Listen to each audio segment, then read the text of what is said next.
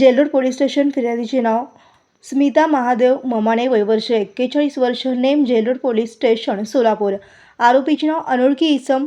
मिळालेला माल 1,12,000 रुपये किमतीचे मांस, मोठे मोठे तुकडे असलेले अंदाजे 700 किलो वजनाचे, प्रत्येकी 160 रुपये किलो प्रमाणे। यात हकीकत अशी की वरील वेळी व ठिकाणी येथील फिर्यादीला गुड मॉर्निंग ड्युटी असताना डायल 112चा कॉल आला की जुना बोरामणी नाका चौक या ठिकाणी 4 चाकी माल वाहतूक वाहन गोरक्षक यांनी पकडले आहे।